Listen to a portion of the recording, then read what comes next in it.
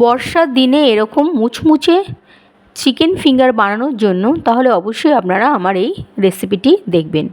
খুবই সুস্বাদু হয়, বাচ্চা থেকে বুড়ো সকলেরই ভালো লাগে।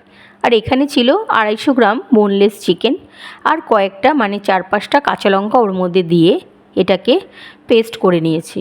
যে যেরকম ঝাল খায় সেই হিসেবেই আপনারা দেবেন। আর একখানা আলু সেদ্ধ 250 গ্রাম আলুর হিসেবে। আর দিয়েছি 1 চা চামচ গোলমরিচ, 2 চামচ আদা রসুনের পেস্ট, পেঁয়াজ কুচি, সয়া সস, আর দিয়েছি বেসন, আর দিয়েছি লঙ্কার গুঁড়ো আর স্বাদ মতন নুন। ব্যাস, এবারে এটাকে একটু ভালো মতন ম্যাশড করতে হবে, করে ঠিক এরকম একটা মণ্ড টাইপের করে নিতে হবে। এবারে এই মণ্ড টাইপের করার পর হাতের মধ্যে একটু সামান্য রিফাইন অয়েল হোক কিংবা সর্ষের তেলও দিতে পারেন, দিয়ে এটাকে ফিঙ্গারের সাইজের ঠিক এইরকম করে নিতে হবে। এটা বেশি মোটা করবেন না, তাহলে কিন্তু অতটা খেতে ভালো লাগবে না। তো এইভাবে একে একে আমি সবগুলোই করে নেব। আর এটা এত সুন্দর আর এত টেস্টি হয় না, ছোট বাচ্চা থেকে বুড়ো সকলে ভালোবাসে। আর ঘরে যা যা জিনিস আছে ছোটোখাটো সেই দিয়েই তৈরি হয়ে যায়, খুবই সহজ। আর এখানে ডিম নিয়ে নিয়েছি 2খানা, এটাকে বাটার করব। এখন ভালো মতন ব্যাটার করার জন্য 2টো ডিম ঠিক এভাবে ফাটিয়ে নেব। এর মধ্যে কিছু নুন অথবা কোনো মশলা যাবে না। তারপরে এখানে নিয়েছি 2 কাপ বিস্কুটের গুঁড়ো। এবার ব্যাটারের মধ্যে করে একে একে ফিঙ্গারগুলো এরকম চুপিয়ে কোট করে নেব। আমি 2বার করে করেছি, আপনারা কিন্তু 2বারই করবেন, তাহলে এনাফ। তো একবার করলে বিস্কুটের গুঁড়োটা পাতলা লেয়ার থাকে, জিনিসটা কিন্তু খেতে ভালো হবে না, অনেক সময় ফেটে ভাজার সময় আর কি ছেড়ে যেতে পারে। তো এইভাবে প্রত্যেকটা 2বার করে কোট করে নেবেন।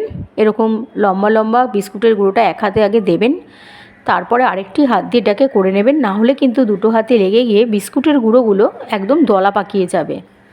তো এইবারে এরকম প্রত্যেকটা করে নেবেন। করে নেওয়ার পর কড়াইতে রিফাইন অয়েল দিয়ে দেবেন। তো রিফাইন অয়েল চাই, অনেকে আছে যারা অন্য সূর্যমুখী অয়েল আছে সেগুলোও দিতে পারেন, কোনো অসুবিধা নেই। তো এইভাবে কড়াইতে দেওয়ার পর এটাকে ভালো মতন হিট আছে একটু গরম হতে দেবেন। তেল যখন গরম হয়ে যাবে তখন একে একে ফিশ ফিঙ্গারগুলো এরকম ছেড়ে দেবেন। একটা জিনিস মাথায় রাখবেন, যেন ফিশ ফিঙ্গারগুলো ছিটকে না যায়, তার জন্য কোনো অন্য কিছু চামচ হোক কিছুর সাহায্যে আপনারা ধরে করতে পারেন, ক্র্যাচার হোক। বাট যেকালে আমার এখানে নেই, আমি হাত দিয়ে করলাম, সামনে পাইনি বলে। তো আপনারা কিন্তু এটা কেয়ারফুলি করবেন, নাহলে কিন্তু এটা তেলটা ছিটকায়, কারণ যেকালে ডিমের কোট করা আছে না, তো বাবল হয়। তো এই জিনিসটা মাথায় রাখবেন। তারপরে এগুলো সম্পূর্ণ দেওয়া হয়ে গেলে একে একে এটা ঢাকা দিয়ে দেবেন 5 মিনিটের মতন। আর আঁচটা কিন্তু একদম স্টিম রাখবেন। বাদবাকি চিকেন ফিঙ্গারসগুলো এইভাবে সমস্তটা একে একে সেম পদ্ধতিতে ভেজে নেব, আর একটুখানি চামচ দিয়ে এপিট ওপিট করে নেব। তো দেখুন পুরো তৈরি হয়ে গেছে চিকেন ফিঙ্গার। এবার গরম গরম পরিবেশন করুন, বাচ্চারা তো খেয়ে খুবই আনন্দ পাবে, সাথে বড়রাও।